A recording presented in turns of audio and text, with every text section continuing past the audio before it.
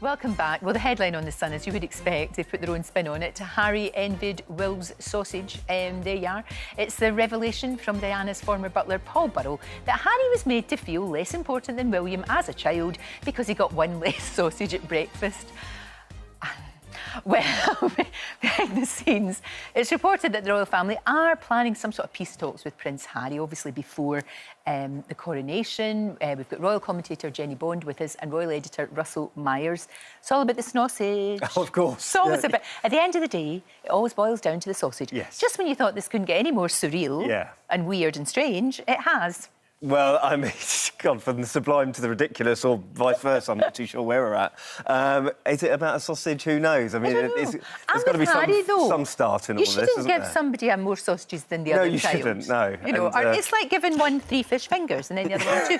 No, I'm sorry, no. I think you're the voice of reason in all of this, to be honest. How to be... Now, look, no contact with Prince Harry and his family. His dad and his brother, obviously.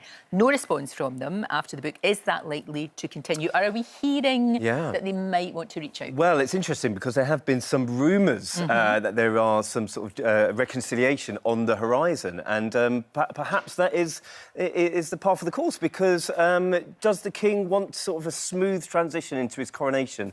Lots of people saying if Harry was to turn up, if he wasn't, regardless, it would be a circus to have Harry and Meghan surrounding the whole event. However, I think perhaps it would probably... this sort of message of unity, togetherness is very much on the King's side. I can't imagine that William will be so forgiving, because both he and Kate have come in for a bit of a bruising in this book and the relevant interviews that have taken place over the last few weeks. So I suppose it's watch this space. But more interestingly, I did see that one of the peacemakers, perhaps, could be the Archbishop of Canterbury. Archbishop of Canterbury.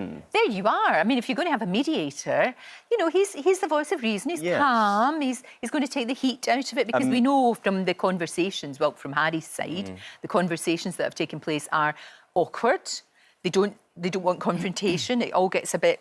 When you need... I think you do need somebody in the room. Well, he's sort of painted William as this sort of hothead character, a bully, grabbing him by the collar and whatnot, tearing his necklace, and perhaps the Archbishop of Canterbury could be that voice of reason, a message of forgiveness. Well, and, indeed. Perhaps that could happen. Well, I'm not sure at the moment. I think we need to take the sting out of the tail. Yeah, there's a lot of heightened emotions. Yes. Jennie, what do you think? The coronation's, what, 110 days away? They've not got that much time to sort it. Do you think, after all that Harry has said, that they can heal this rift? Well, I think there's going to have to be a heck of a lot of apologising on all sides first. I think this fourth or the fifth interview that Harry gave to The Telegraph, which didn't get quite so much publicity, was the most damaging, actually. And in it, he had this... I wrote it down to get it right.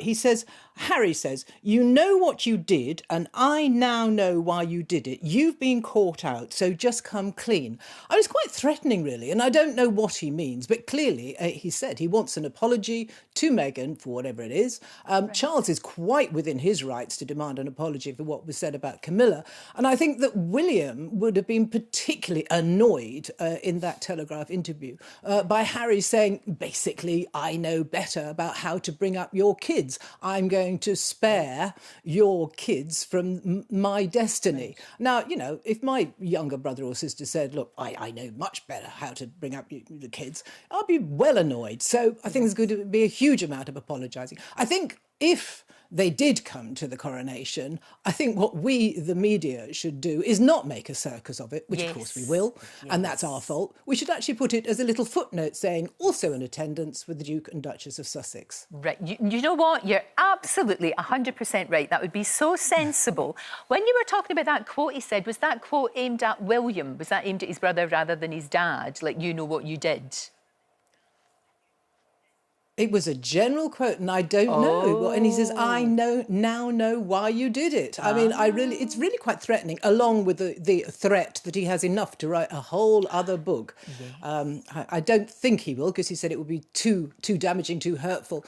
But the threat is there. It's a nasty, pervasive atmosphere, and it's going to take a lot of apologising and clearing of the air if they are to come. And Harry says he definitely wants an apology, and that's going to be really... I think that would be really difficult for William to do that. Do you think the Archbishop of Canterbury can sort of smooth all of this? I mean, it's a big task.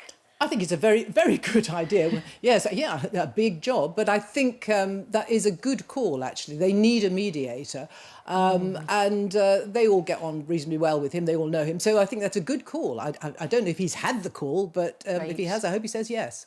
Do you know, it's really interesting. I wonder what both of you think, and Russell, we haven't really seen much of Meghan throughout of all of this. And do you think that she should be in the room when they're all having talks? Because we haven't really heard from her. I mean, she's obviously at home looking after the kids, but there's not been a lot from her over the past couple of weeks. Well, she wasn't in the room when we had that Sandringham summit and Harry talked about that. Yeah, and he said he wanted her there. Well, he did, because it was affecting her future as well as his own. I mean, the damage is getting worse and worse and worse by the day. I mean, Harry's still carrying on the interviews.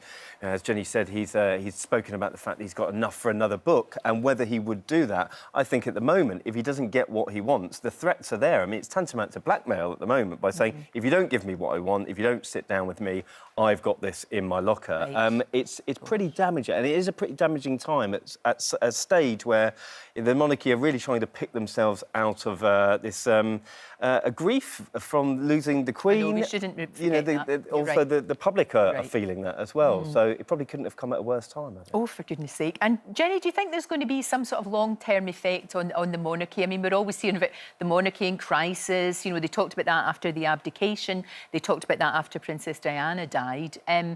They have bounced back. Do you think that this might be the final straw for them, or what do you think? What do you reckon?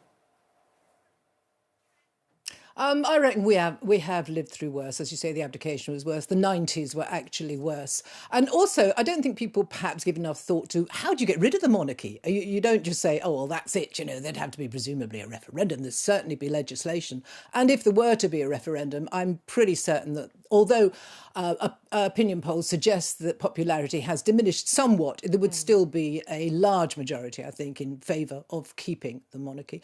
I just think perhaps they should speed up the evolution they talk about. And it's never revolution, it's evolution. And maybe they could go a little faster at the palace, and they could be a bit more transparent. And one step I think they could take, actually, is to publish that report about bullying allegations against Meghan. That's been kept private, swept under the carpet. Now, either she has been vindicated or she hasn't. And I would quite like to know the answer to that. And that would be one step towards further transparency and honesty, I think. Yeah, transparency and maybe a way forward for them all in the same room with the Archbishop of Canterbury. It sounds like a joke, the Archbishop of Canterbury, but it's not. It's a good idea. We can all be optimistic, as Jennie is, but I don't think this evolution is going to move very quickly, because it never does. Thank you, Russell.